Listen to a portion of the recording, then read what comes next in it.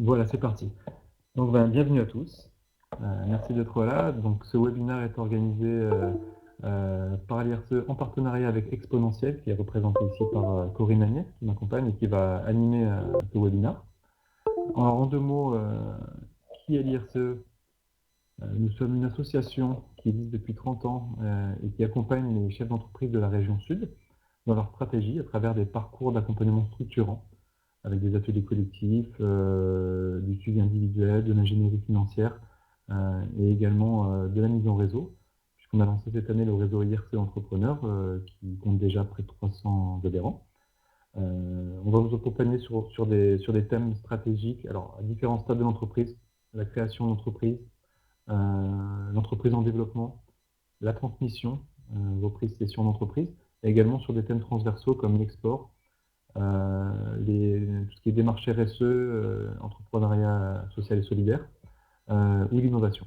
Voilà. Et donc, sur ces parcours, on travaille avec des intervenants de grande qualité, triés sur le volet, dont fait partie Corinne, qui va donc animer ce webinaire, sur l'argumentaire commercial, ou comment faire comprendre à vos clients que votre offre, votre produit est celui qu'il leur faut.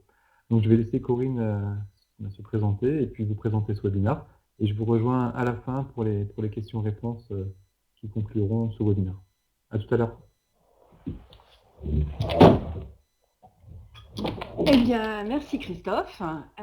Bonjour à tous. Donc, je me présente, Corinne Agnès, Société Exponentielle. Donc, comme Christophe vous l'indiquait, moi je suis quelqu'un qui accompagne les entreprises dans l'objectif d'accélérer leur croissance et surtout de la sécuriser, puisque on sait très bien qu'une croissance a besoin d'être sécurisée, sinon elle peut devenir tout autant dangereuse qu'une non-croissance. Moi, j'accompagne les entreprises, aussi bien les PME que les startups, dans leur phase de croissance, mais dans leur phase aussi structurante, et sous deux formes d'accompagnement, en mission externalisée classique, ou bien en expert, en temps partagé au sein de vos équipes. Voilà, donc si vous souhaitez qu'on en parle plus tard, il n'y a pas de souci. Donc, bienvenue à tous. Effectivement, aujourd'hui, l'objectif est de vous parler de l'argumentaire commercial. Voilà, nous y venons. Donc, qui dit argumentaire commercial dit comment convaincre les clients ou les prospects que c'est votre service ou votre produit qu'il leur faut plutôt que celui d'un autre. Donc, l'objectif initial, on est bien d'accord, je suppose, c'est de vendre. D'accord ? Si vous êtes là, c'est que vous souhaitez vendre vos services ou vos produits. Pour pouvoir vendre, on a un produit, on a un service, il doit répondre à deux prérequis essentiels pour commencer, sans lesquels vous ne pouvez de toute façon pas vendre, même si vous avez un bon argumentaire commercial. Les prérequis, enfin les deux prérequis sont que votre produit ou votre service doit bien entendu répondre aux besoins de ses clients et de ses prospects. Si déjà à la base ça ne répond pas aux besoins, eh bien, c'est pas la peine d'aller plus loin, il faut déjà retravailler son produit. Ensuite, c'est pas parce qu'il répond aux besoins du marché qu'il va forcément être choisi, parce que d'autres, vos compétiteurs, vont aussi proposer des produits qui répondent aux besoins du marché. Donc là, il est absolument essentiel de pouvoir faire la différence et de sortir du lot pour que le client vous choisisse vous et pas quelqu'un d'autre. Alors, comment on fait ? Eh bien, pour convaincre vos clients que c'est votre offre qu'il leur faut, pardon, une petite faute d'orthographe, on va utiliser l'argumentaire commercial et surtout un point essentiel, c'est que l'argumentaire commercial doit être orienté client. Parce qu'aujourd'hui, ce qu'on observe, c'est que souvent, beaucoup de sociétés ont créé leur argumentaire commercial ou l'ont construit au fil du temps, de façon empirique, mais il existe. Et malheureusement, tous les argumentaires commerciaux ne sont pas forcément orientés client, mais sont plutôt souvent orientés offre. C'est-à-dire qu'on va parler de ce que fait l'offre qu'on propose au client, mais pas forcément de ce que le client va en tirer comme avantage. Or, quand vous êtes avec un client, ou quand vous-même vous vous retrouvez dans une situation de client, vous cherchez une réponse à votre problématique, c'est-à-dire que vous avez besoin de résoudre un problème ou un besoin en particulier, et que l'entreprise, pas l'entreprise, que l'offre qu'on vous propose fasse papa, maman, qu'il clignote vert, qu'il clignote rouge, peu importe, du moment qu'il vous rend le service que vous en attendez. Et malheureusement, souvent aujourd'hui, les argumentaires sont plutôt orientés à dire ben moi, mon offre, elle clignote vert, elle clignote rouge, plutôt que de dire monsieur le client, voici ce que vous allez pouvoir avoir grâce à mon offre. Alors, ce n'est pas toujours le cas, hein, mais c'est très très important que l'argumentaire soit orienté client, parce que c'est comme ça que vous allez capter vos clients. Et des études ont montré qu'il y a plus de 30% de différence de signature quand on a un discours orienté client, quand on a un discours orienté offre. Alors, qu'est-ce qu'un argumentaire commercial? Un point important à retenir, que c'est un discours commercial commun. C'est-à-dire que ce n'est pas chacun qui va construire son argumentaire commercial dans son coin, donc le commercial d'un côté, un autre commercial d'un autre côté, le dirigeant de l'entreprise de l'autre côté, d'autres personnes qui vont parler de votre offre de service encore différemment. Il faut que ce soit un discours commercial commun parce que finalement, c'est le message de l'entreprise, c'est votre image, c'est votre notoriété, c'est votre savoir-faire qui transpire au travers de cet argumentaire commercial. Donc, c'est vraiment très important que tout le monde ait le même discours. Ensuite, c'est non seulement un discours commun entre différentes personnes qui vont pouvoir parler de votre offre, de votre service ou de votre entreprise, mais également un discours qui va être commun et commercial sur tous vos supports de communication. Puisque comme ce sont des messages d'entreprise, comme je vous disais, ils doivent être cohérents entre eux sur aussi bien votre site web, vos plaquettes, votre discours oral, vos propositions commerciales, etc. Donc il y a une sorte de déclinaison sur l'ensemble de ces supports, puisqu'on sait que chacun de ces supports a un objectif bien précis, mais par rapport à cet objectif, le discours est commun, il est cohérent et surtout, il correspond vraiment au positionnement et au message clé de votre entreprise. Donc, ce discours commercial, on a dit, est commun et il vise à présenter votre offre, bien sûr, sous son meilleur jour, à répondre aux objections potentielles que pourraient se poser des clients ou des prospects, à mettre en avant vos atouts concurrentiels, vos avantages concurrentiels, pourquoi vous êtes meilleur que les autres. Et bien sûr, l'objectif suprême, c'est que le client vous fasse confiance et signe les avis. Et donc, comme je vous le disais, ce discours est repris dans toutes les phases de votre communication, c'est-à-dire en prospection, en rendez-vous, dans des supports de vente, dans vos propositions, enfin, partout où vous parlez de vous.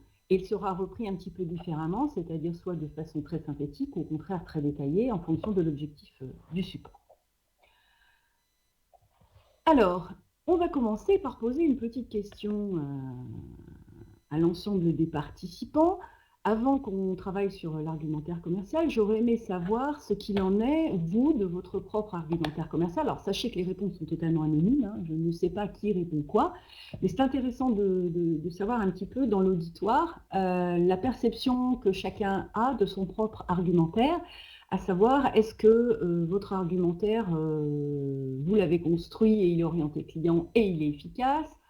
Voilà, vous avez tout un tas de réponses qui vous sont proposées. Alors bien sûr, ne cliquez pas sur le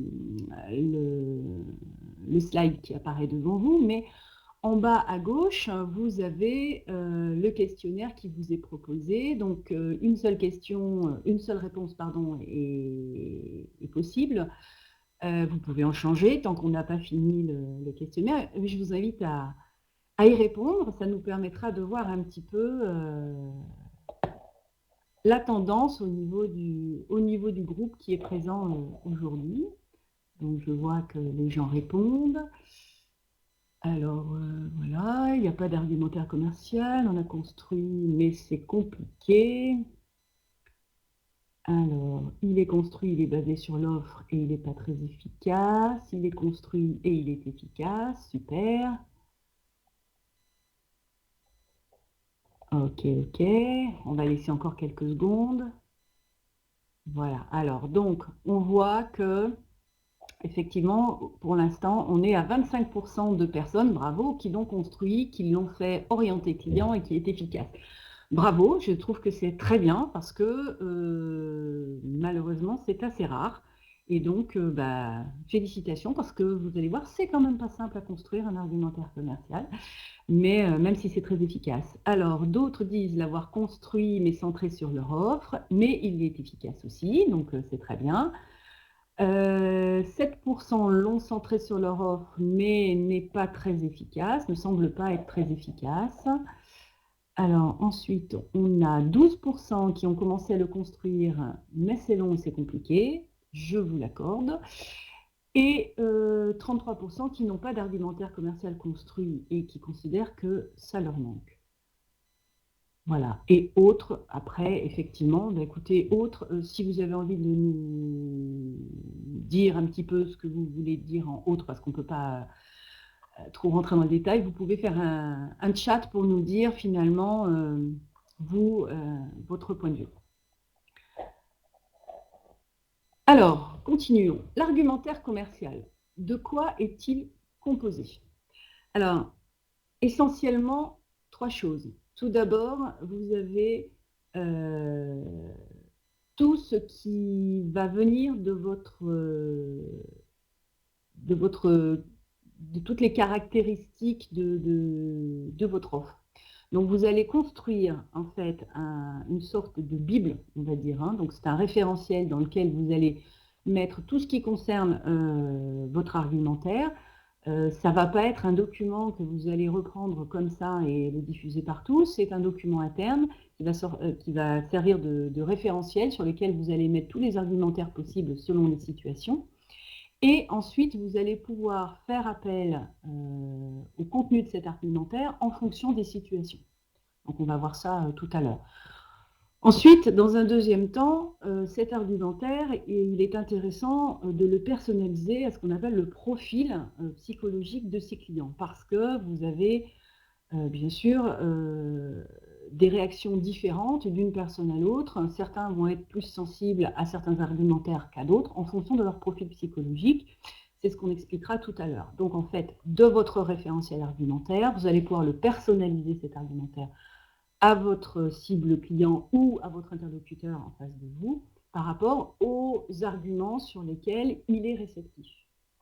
Et enfin, il faudra également traiter des objections, parce qu'une objection qui n'est pas traitée, en général, le client va se mettre dans cette brèche pour un petit peu vous empêcher d'avancer. Alors, ça ne veut pas dire que traiter une objection, c'est dire, monsieur le client, parfaitement, je le fais, ce que vous me demandez, je vais vous le faire. Vous avez parfaitement le droit de dire, je ne le fais pas, mais voilà pourquoi je ne le fais pas, parce que nous avons fait ces choix, parce que stratégiquement, ou parce que ceci, parce que cela, mais vous y avez répondu. Même si vous avez dit non, vous avez répondu à l'objection. Ça veut dire que vous n'êtes pas en incapacité de répondre, vous êtes en capacité de répondre clairement pourquoi vous n'y satisfaites pas. Et du coup, l'objection est traitée.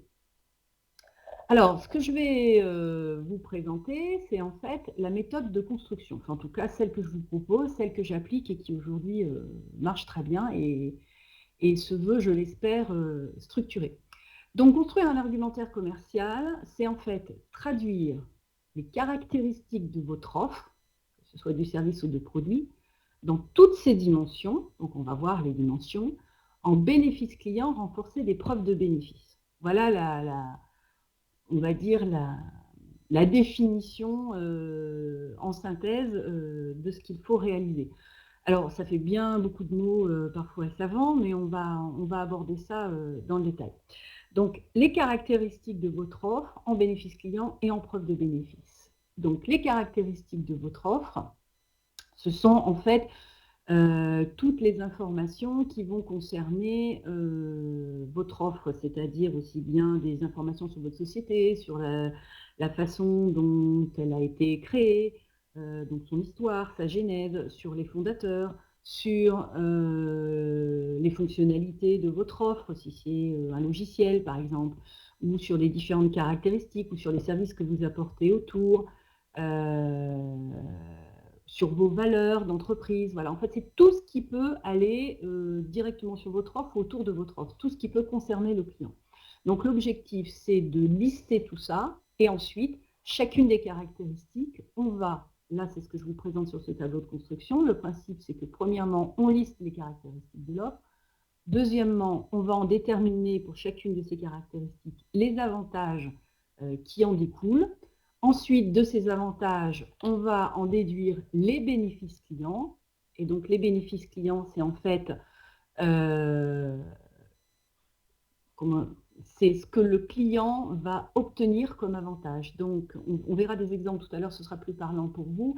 Mais par exemple, si vous avez une offre qui permet d'aller plus vite ou de gagner du temps dans la réalisation de certaines choses, eh bien, le bénéfice client, c'est vraiment du gain de temps, donc du gain de productivité pour le client. Et les preuves, eh bien, ce sont en fait toutes les preuves que vous pouvez donner qui viennent crédibiliser que vous allez apporter ça au client. Parce qu'il ne suffit pas d'annoncer que vous allez avoir un bénéfice client. Tout le monde peut annoncer tout et n'importe quoi, même si naturellement, bien sûr, on est honnête dans ce que l'on dit. Mais le client ou le prospect a besoin d'être assuré, surtout quand il y a pas mal de concurrents, il a besoin de s'appuyer sur des preuves qui vont crédibiliser ce qu'on va lui avancer. Donc les preuves, ça peut être des chiffres, ça peut être des statistiques, ça peut être des performances techniques, ça peut être plein de choses, mais surtout essayer de trouver le plus de preuves possible.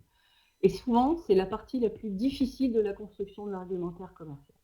Et c'est aussi souvent ce qui est le plus oublié dans un argumentaire commercial. Et ensuite, lorsque nous avons tout ça,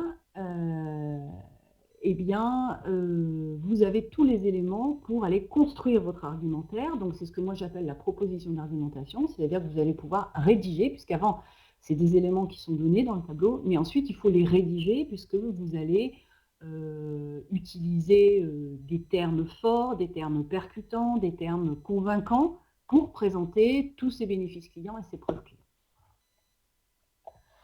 Alors, un exemple. Ça, c'est l'exemple d'un de mes clients qui a été d'accord pour que j'en parle. C'est une start-up qui construit des outils de prise de vidéo, de captation de vidéo à destination des enseignants-chercheurs. Enfin, c'est un outil de captation vidéo qui fait plein de choses, mais là, l'objectif était de construire un argumentaire à destination d'une de ses cibles qui sont les enseignants-chercheurs. Les enseignants-chercheurs ont des accords avec les universités, ou en tout cas avec leurs lieux d'enseignement, qui consistent à pouvoir faire de la recherche, mais ils doivent également faire des heures d'enseignement. Et beaucoup d'entre eux ont un devoir de transmission du savoir, et ça passe notamment par des vidéos, qu'elles soient en live ou en différé. Et donc, c'est important pour eux de pouvoir être filmés. Souvent, il faut faire appel à des équipes techniques, c'est un peu lourd, c'est un peu long, ou alors il existe aussi des systèmes aujourd'hui sur le marché de captation vidéo où il n'y a pas besoin de faire appel à des équipes techniques, mais c'est un peu compliqué, c'est-à-dire que c'est pas forcément très naturel et c'est un petit peu technique, il faut être à l'aise avec l'informatique, voilà. Et donc, ce client a voulu une solution qui soit très orientée, facile à utiliser pour les enseignants-chercheurs, et qui s'oublie en fait, prête à l'emploi et qui s'oublie, c'est-à-dire en fait comme si c'était un stylo sur son bureau lorsqu'il travaille et qu'il ne soit pas pris dans la tourmente de l'informatique quand il se filme. Donc là, c'est juste un extrait de ce qui a été fait, parce qu'il y a plusieurs pages dans l'argumentaire commercial. Donc on a commencé par identifier les caractéristiques de l'offre. Alors, l'ergonomie, dans les caractéristiques, là l'extrait porte sur l'ergonomie et l'utilisation de la solution. Donc, on a commencé par définir qu'une des caractéristiques, c'était une ergonomie grand public, comme le téléphone, vous n'avez pas besoin de vous former, tout vient naturellement, et non technique. L'enregistrement en cours ou en studio, c'est-à-dire que les enseignants-chercheurs peuvent enregistrer en studio ou en cours, en live. Pas de réglage de paramètres ou de paramétrage préparatoire. Démarrage de la vidéo, possibilité d'enclencher la vidéo à distance, arrêt de la vidéo, et la caméra suit automatiquement les mouvements du conférencier. Alors, je vois qu'on me pose la question, pourquoi partir des caractéristiques et non du pourquoi, comme le préconise Simon Sinek dans son Golden Circle. Alors, là, je vous ai dit, c'est pas un argument, enfin, c'est pas une méthode qui est unique. Là, c'est celle que moi j'utilise. Pourquoi je pars des caractéristiques? C'est parce que souvent, on connaît bien son offre et on ne connaît pas forcément tout de suite ce que le marché en attend précisément, et c'est arriver à faire l'adéquation entre les deux. On pourra revenir là-dessus si vous voulez vers la fin. Je vous propose enfin, j'ai noté les questions et on reviendra dessus à la fin pour parler de l'ensemble des questions. Alors, par exemple, la caractéristique de l'offre, le deuxième point, c'est d'en tirer les avantages. Donc, on voit que l'ergonomie grand public, par exemple, qui est très intuitive et non technique, l'avantage, c'est que en fait, c'est un système simple, qui est intuitif, qui n'a pas besoin d'être professionnel ni d'être aguerri aux technologies de captation vidéo.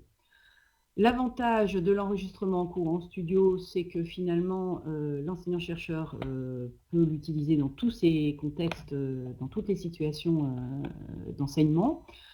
Pas de réglage ou de paramétrage préparatoire. L'avantage, c'est que tout se fait automatiquement.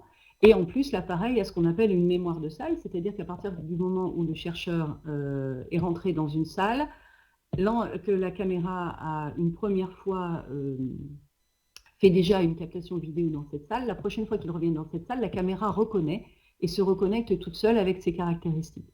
Voilà, enfin, vous avez ici tout le détail des avantages, on ne va pas y rentrer dans le détail complètement parce qu'on n'a pas le temps, mais vous pouvez voir qu'ici on commence à construire ce qu'on appelle les avantages, qui ne sont pas encore les bénéfices clients, qui sont une phase intermédiaire entre la caractéristique et le bénéfice client. Ensuite, on traduit ça en bénéfice client ou prospect. Donc, si on revient sur le premier, où on disait ergonomie grand public, avantage, système simple et intuitif, pas besoin d'être professionnel, eh bien, le bénéfice client, c'est qu'il y a une appropriation immédiate et une prise en main immédiate par l'utilisateur. Ça, c'est un point fort que l'enseignant-chercheur va rechercher. Il ne va pas venir vous dire en disant je veux que vous me fassiez un produit qui ne soit pas technique, etc. Mais de dire, moi, je ne veux pas me poser de questions, je veux que ce soit tout de suite utilisable. Ensuite, vous avez, par exemple, le démarrage de la vidéo. L'avantage, c'est qu'il y a un lancement de l'appli en un clic. Les bénéfices clients, donc qui se traduisent dans le langage du client, c'est qu'il y a une prise en main immédiate, une rapidité, donc il n'y a pas de retard qui sont pris sur les cours en amphi, parce que vous savez que les cours s'enchaînent et on ne peut pas se permettre de perdre du temps à régler ou à fermer une appli. Donc le cours n'est pas perturbé pour les participants qui sont en séance, etc., etc. Donc là, vous commencez à traduire en vocabulaire et en problématique client, donc les avantages qu'il va y avoir. Ensuite, l'épreuve, eh bien là, c'est dans le premier exemple qu'on avait, c'est qu'en fait, c'est comme son téléphone portable. Pour le démarrage de la vidéo, on peut le prouver parce que la vidéo est opérationnelle en 10 secondes. Quand on arrête les vidéos, tout s'arrête en 5 secondes et tout est sauvegardé automatiquement, même si on oublie de faire des choses. Tout se fait sans risque de perte de la vidéo. Et ensuite, lorsqu'on a fait tout ça, donc vous voyez, là, rien n'est rédigé. L'objectif, c'est de passer à la partie rédactionnelle de ces arguments, de telle façon que tout soit prêt quand après vous avez besoin de construire vos documents de communication, vos propositions, ou même de préparer vos pitchs. Alors, je vous disais tout à l'heure, l'argumentaire commercial, c'est en fait construire ce référentiel d'arguments. Donc là, on a vu comment construire ce référentiel d'arguments au travers de ce tableau de construction. Mais ça ne suffit pas. Ça, c'est un référentiel, c'est une bible dans laquelle vous allez venir puiser vos arguments.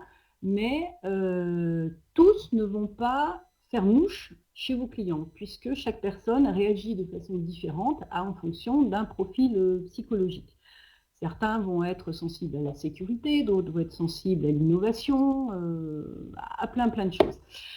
Donc, j'ai retracé ici les principaux points. Alors, pour ceux qui connaissent, c'est un petit peu la méthode SONCAS. En fait, je m'appuie là, dans cette présentation, sur cette méthode. Ce n'est pas la seule qui existe, mais je trouve qu'elle est assez simple à utiliser et assez efficace. Donc, je vais revenir dessus juste après. Mais du coup, dans ce questionnaire, je vais vous demander si vos clients sont plutôt réceptifs à tel ou tel type d'argument avec l'habitude de votre marché. Peut-être que vous avez identifié plutôt si votre marché est plutôt construit de clients qui recherchent l'innovation, qui recherchent l'économie, qui recherchent la sécurité, etc. Donc, là aussi, les réponses sont anonymes. Vous avez plusieurs réponses possibles. Donc, je vais vous envoyer le petit questionnaire où il faut répondre également en bas à gauche. Ah, zut, j'ai pas fait le bon. Ouais. Voilà. Voilà. Donc, normalement, vous devez le voir apparaître en bas à gauche. Donc, si vous pouvez répondre. Non, il n'apparaît pas. Ah, un petit souci technique, désolé. On va régler ça. J'ai dû faire une fausse manip. Alors, ça c'est le même en fait que Ah oui, pardon. J'ai pas mis le bon. save. Je trouve ça cool. Oui, c'est le deuxième. Voilà. Voilà, merci. J'avais pas mis le bon. Désolée. Ah ben je vois que vous avez déjà commencé à bien répondre, donc oh là là, on voit qu'on a beaucoup de clients qui sont sensibles à l'économie. Bon, je crois qu'aujourd'hui c'est une vraie réalité marché, bien que justement l'intérêt d'un bon argumentaire commercial, c'est que normalement vous pouvez mettre en avant une différence de prix par des vrais arguments que le client percevra comme étant de la valeur supérieure de ce que vous proposez par rapport aux autres, et vous pourrez plus facilement, alors je ne dis pas que c'est automatique, mais ça vous permet de plus facilement défendre votre prix. Alors, sinon, nous avons aussi de l'innovation pour 27%, la sympathie 12%, la valorisation personnelle 7% et la sécurité 19%. Ouais. Voilà, donc on voit les résultats. Merci donc pour votre participation, parce que c'est intéressant de voir, mais là quand même 81% sur le coup.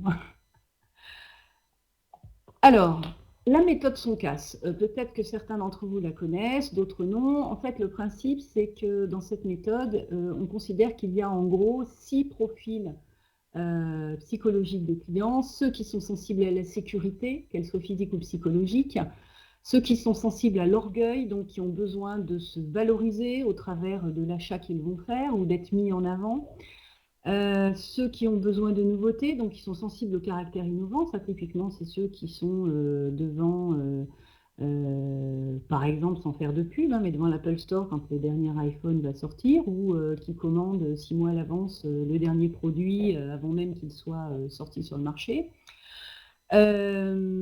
Confort, c'est tous ceux à qui vous allez pouvoir mettre en avant la praticité de ce que vous offrez, le fait qu'il va pouvoir travailler de façon plus simple, plus facile et plus confortable. Ceux qui sont sensibles à l'argent, bien sûr, et à la rentabilité, et ceux qui fonctionnent beaucoup à la sympathie, qui finalement vont avoir besoin de construire avec vous une relation particulière, de voir que vous avez des points communs, que vous partagez des convictions, etc., etc. Donc, pardon, j'allais un peu trop vite. Donc, l'intérêt, c'est qu'ensuite, dans votre argumentaire, évidemment, si vous tombez sur une personne pour qui le prix et la rentabilité est quelque chose de très important, vous allez mettre en avant les argumentaires qui vont lui démontrer qu'il va gagner du temps, qu'il va gagner de l'argent, qu'il va gagner de la rentabilité, qu'il va avoir du retour sur investissement. C'est pas la peine de lui parler du caractère innovant s'il n'est pas du tout branché innovation, parce que finalement, ça va lui glisser dessus, il ne va plus être à votre écoute, il ne va plus tendre l'oreille à ce que vous dites, parce que ce n'est pas quelque chose qui le touche. Par contre, si vous appuyez sur ce qui le touche vraiment, ce à quoi il est sensible, là, il va ouvrir grand ses oreilles. À l'inverse, quelqu'un qui a besoin d'avoir des solutions qui vont lui permettre de se mettre en avant, soit auprès de ses clients, lui-même, auprès de son image, de sa propre image, de son personal branding, auprès de ses salariés, auprès de plein de monde, eh bien, il faudra mettre en avant des arguments qui vont démontrer que son image va être renforcée. Donc, vous allez personnaliser l'utilisation d'un ou plusieurs arguments en fonction de la personne que vous avez en face. Alors ça, bien sûr, vous pouvez le faire que quand vous avez eu des personnes en rendez-vous et que vous avez pu échanger un minimum avec ces personnes pour déterminer de quel profil elles sont plutôt qu'un autre. Quand vous êtes dans des plaquettes de communication ou sur des sites web où vous êtes en communication un petit peu aveugle, on va dire, c'est-à-dire que vous n'avez pas d'échange avec la personne, eh bien là, il va falloir peut-être plus raisonner de façon macro en disant globalement sur mon marché, je vais retrouver essentiellement, par rapport à ce que je propose, je vais toucher essentiellement des gens qui sont sensibles à ça, ça et ça, et jouer votre argumentaire sur ces points-là. Alors, je vous disais aussi au départ, il faut absolument traiter les objections, parce que la bonne nouvelle, c'est que s'il y a objection, c'est qu'il y a eu intérêt pour l'offre. Donc, si la personne vous pose des questions, c'est qu'elle s'y est intéressée, mais qu'elle a besoin d'être rassurée sur certains points. Et la mauvaise nouvelle, c'est que si vous ne les traitez pas, ces objections sont des freins à l'achat. C'est-à-dire que même si vous avez 15 objections, si vous en traitez 14, le client, s'il doute, il peut se mettre dans la brèche de la 15e et vraiment rester obnubilé par cette 15e. Donc, et comme je vous le disais tout à l'heure, ce n'est pas forcément répondre « oui, on va le faire, monsieur le client, vous avez raison, on va complètement faire ce que vous voulez », c'est non, vous argumentez pourquoi vous ne le faites pas, ou effectivement, vous le faites, et à ce moment-là, vous argumentez pourquoi vous le faites et vous le rassurez. Alors, la conclusion à tout ça, avant qu'on passe aux questions, c'est que l'argumentaire commercial est vraiment un élément clé de succès commercial. Comme je vous ai dit, un bon argumentaire commercial orienté client et qui en plus a qui est du vocabulaire assez percutant et assez fort, c'est 30% de signatures en plus. Et c'est une accélération aussi du délai de signature, parce que les clients sont convaincus plus vite et sont rassurés plus vite. Ensuite, il y a des méthodes pour le construire. Donc, ce n'est pas un don inné qui est détenu par des super commerciaux, parce que parfois j'entends « Ah non, mais c'est pas, de toute façon, j'en ai pas besoin, moi, mes commerciaux, ils vont me faire ça, ils vont me le construire, ça fait partie de leur savoir-faire. » Alors, si vous dites que chaque commercial doit construire son propre argumentaire, l'inconvénient, c'est que chacun va le construire dans son coin avec sa propre vision, qui n'est certainement pas fausse, qui est tout à fait juste, mais du coup, vous allez vous priver peut-être de la richesse de l'ensemble des argumentaires. Alors, travaillez avec eux, parce qu'ils vont être les premiers à vous donner les bons argumentaires, mais ouvrez tout le champ des possibles, ne vous interdisez rien, travaillez tous ensemble, et puis surtout, après, de l'ensemble de ces informations-là, construisez un message commun. Le mot-clé, comme je vous disais, c'est orienter client et pas votre offre, votre produit, votre service ou vous. Le client, il ne vient pas pour entendre parler de vous, il veut entendre parler que vous êtes celui qui va lui trouver la solution à sa problématique. Après, votre offre, c'est en fait comment vous allez faire pour répondre à sa problématique. Mais sa première question, c'est « J'ai un problème, pouvez-vous me le résoudre ?» Et vous devez arriver en disant « Oui, je vais vous résoudre tel problème. » Et ensuite, vous dites « Et voilà comment ?» Et c'est là que vous parlez de votre offre. Le travail d'argumentaire commercial, c'est un travail conséquent et structuré si on veut le faire vraiment correctement, mais c'est d'une efficacité redoutable. Et donc, le mot d'ordre, c'est un petit peu « faites-le vous-même ou faites-le faire », il n'y a pas de souci, mais surtout ne vous en privez pas parce que c'est vraiment d'une grande richesse pour la conviction des clients, et c'est vraiment ce qui fera votre différence, qui vous fera passer devant vos concurrents. Voilà, donc maintenant je vous invite à poser vos questions et vos réponses. Je vais vous donner des réponses, pardon, si vous posez des réponses. Voilà, alors je vois déjà, pour un même produit-service, nous peut-on avoir toutes les typologies de profils? Oui, bien sûr, vous pouvez avoir toutes les typologies de profils. Il n'y a pas de règle en la matière. Vous allez avoir certaines offres ou certains produits qui vont avoir 1 à 2 typologies de profils, et puis d'autres qui vont répondre un petit peu à tout. Ce qu'il faut essayer de regarder, c'est est-ce qu'il y en a quand même certains qui sont très majoritaires ou pas. Voilà. Après, à ce moment-là, c'est ce qu'il faut, c'est si vous en avez 2, 3 qui ressortent vraiment du lot, bien, insistez bien sur les argumentaires parce que ça va être la majorité de votre marché. Donc, c'est là où vous allez le plus capter rapidement et faire mouche.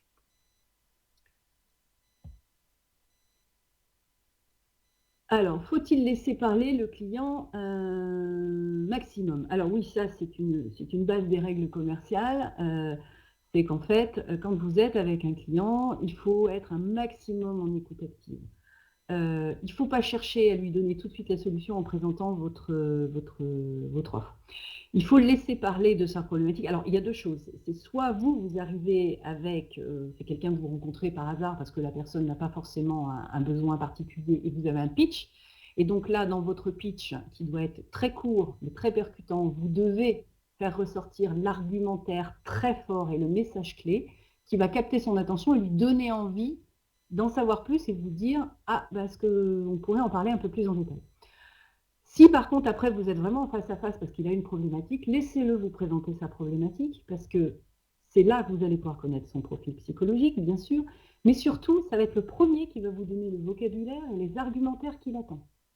Donc, ça va vous donner une orientation sur les problématiques particulières, donc celles auxquelles il va falloir que vous répondiez et que vous axiez votre réponse.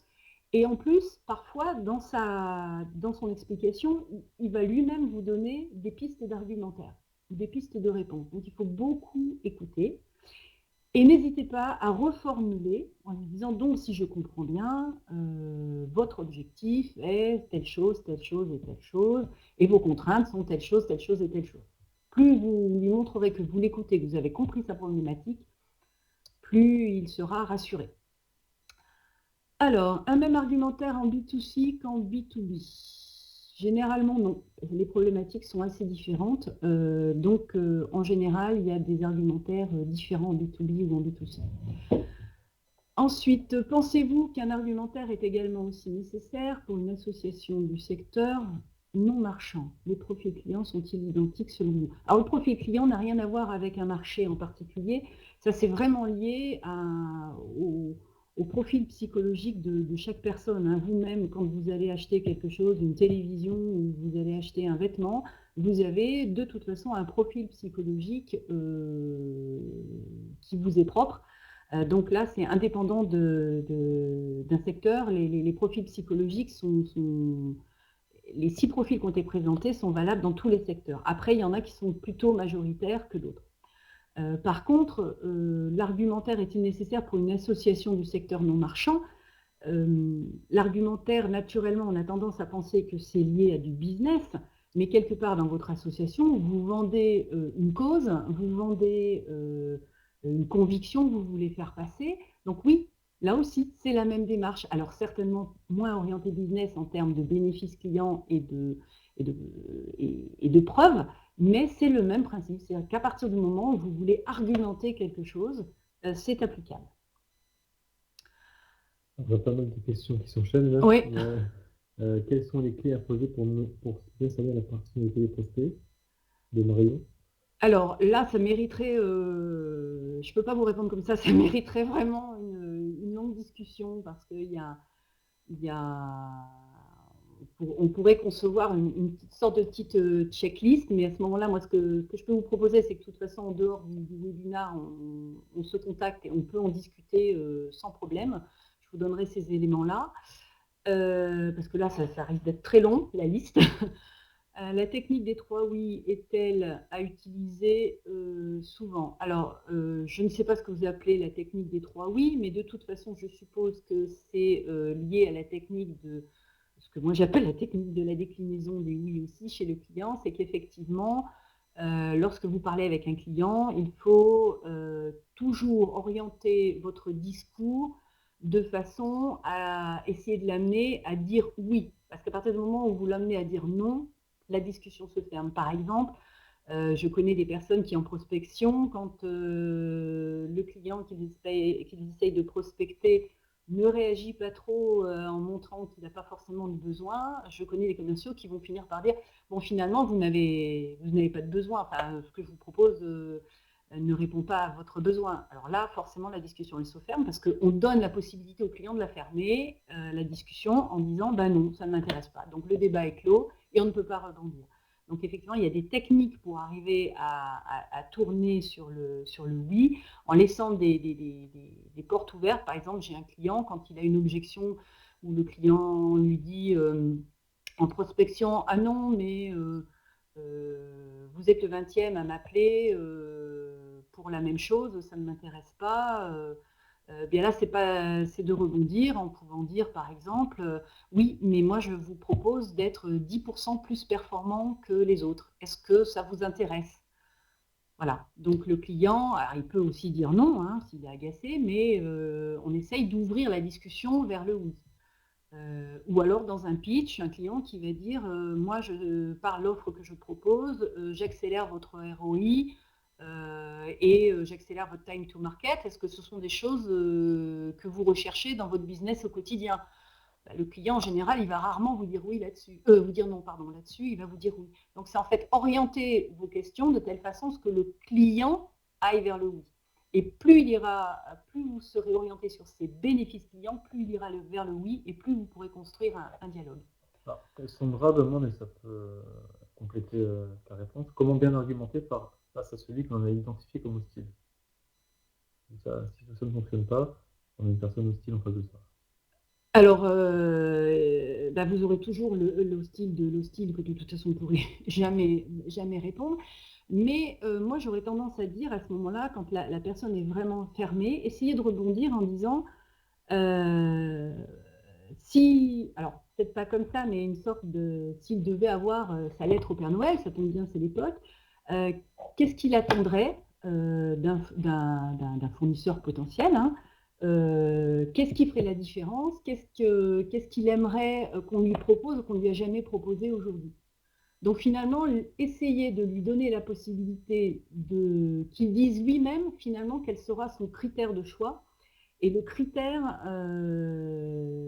sur lequel vous pouvez rebondir vous en disant « Ah mais justement ça je peux vous le proposer ». Ou si vous ne le proposez pas tout à fait, c'est « Écoutez, je pense qu'on peut l'étudier, faut qu'on se voit, faut qu'on se rencontre, faut qu'on travaille dessus, voilà ». Alors, d'autres questions, comment argumenter? Je vais y réfléchir, on se rappelle. Alors ça, c'est le classique du classique. Vas-y, rejoins-moi. Vous avez dû voir apparaître une note, alors c'est Webikio qui vous demande ça de noter le webinaire, donc j'en profite pour vous le dire aussi. Donc n'hésitez pas à noter le webinaire et si vous a plu, mettre le maximum d'étoiles. On va répondre encore à une ou deux questions, après on va terminer le webinaire, mais sachez que vous pouvez revoir ce webinaire en replay. Vous pouvez aussi, si vous avez des questions complémentaires, contacter directement Corinne, notamment pour les questions qui concernent ce webinaire. Si vous avez aussi comment dire, des questions ou des besoins plus généraux sur votre stratégie de développement d'entreprise, n'hésitez pas à contacter l'IRCE pour ça. Et donc voilà, vous pourrez voir le webinaire en replay et vous pourrez télécharger le support documentaire également. Vous recevrez un lien de la part de Webikio. Et sur donc, le support, vous avez des coordonnées de Corinne. Donc, on répond encore à une ou deux questions quand même, bien sûr. Alors, je vais rebondir donc sur la dernière question, je vais y réfléchir et on se rappelle. Donc, comme je vous disais, ça c'est un classique de chez classique. Alors, il y a plein de possibilités. Ça, c'est en général, on botte en touche. Et en général, même si vous vous rappelez, il ne répond pas. Donc, il y a plutôt des réponses, justement, qui, quand il dit « je vais y réfléchir » et on se rappelle, vous pouvez rebondir en disant d'accord, mais peut-être que ce sur quoi vous allez réfléchir, en gros, qu'est-ce qui n'est pas encore clair, sur quoi avez-vous besoin de réfléchir? Je peux peut-être vous apporter plus d'éléments plus clairs sur les questions qui vous restent encore, parce que vous avez besoin de réfléchir, c'est quelque part vous posez encore des questions. Est-ce que je peux y répondre? Est-ce que je peux éclaircir des choses? Voilà. Essayez d'en savoir le plus pour essayer de comprendre pourquoi il ne peut pas vous donner la réponse maintenant. Dernière question de Walter. Comment tester la pertinence d'un argumentaire avant le client? Il propose, par exemple, en interne avec des jeux de rôle. Pose la question. Oui, alors pourquoi pas. Maintenant, attention, en interne, vous êtes quand même dans un circuit fermé où vous êtes vous-même un petit peu on va dire, préformaté sur l'offre. Donc, vous connaissez déjà l'offre, donc vous n'êtes pas totalement objectif par rapport à l'offre. Ça peut être intéressant de le tester sur quelqu'un qui ne connaît pas justement votre offre, un novice, parce que quand vous expliquez ce que vous proposez ou les argumentaires que vous présentez, quelqu'un qui ne connaît pas doit être capable de le comprendre très rapidement, ce que vous proposez, très rapidement votre avantage par rapport aux autres et très rapidement ce qu'il va y gagner. Si ce n'est pas le cas, c'est qu'il y a des choses à revoir. Donc, ça vous permet d'avoir vraiment une vision avec un novice, c'est beaucoup plus fort qu'avec... alors, ce n'est pas forcément un client, hein, ça peut être dans votre entourage, mais quelqu'un qui ne sait pas forcément très précisément ce que vous faites. Et s'il est capable de comprendre ce que vous faites, votre avantage, votre plus, et si à la fin il vous fait « Waouh, j'ai envie de t'acheter », là, c'est gagné. Voilà.